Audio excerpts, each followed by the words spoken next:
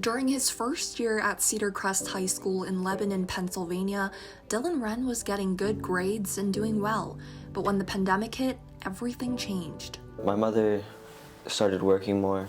I was constantly watching my sister and doing chores and cleaning up the house. I stopped texting family members and close friends because I wasn't seeing them every day like I was when I was coming into school. So I just distanced myself from them. Dylan's school counselor, Jennifer Knight, says she had to start stalking him earlier this year to try to get him back on track. I think that your story is really emblematic of thousands and thousands of students in the nation. You know, ones who were succeeding. I've been a counselor for 13 years and never have I ever experienced anything like this, obviously.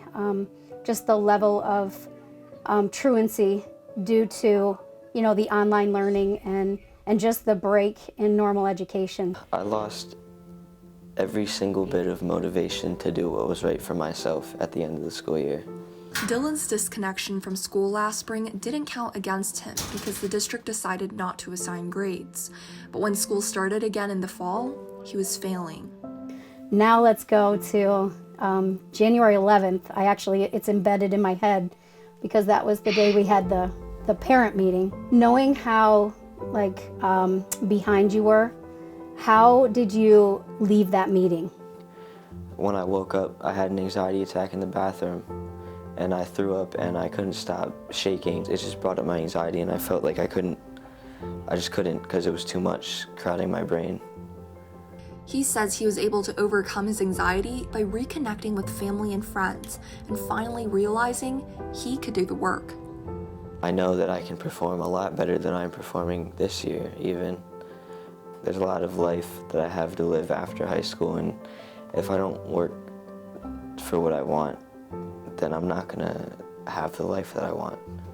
I can tell you that when they asked me for a list of names, I didn't have a long list of names for people who've come back and really have done it.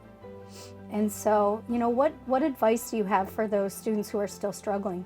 I don't like coming to school, but I know that there's moments in the day where I have certain connections with people and have fun and have interesting encounters and learn fun things and have good memories. It's not all that bad. And the work isn't that much if you really think about it. If you just split it up, if you have a lot of missing work, just focus on one thing at a time and it'll go by in no time. We're all extremely proud of you, okay?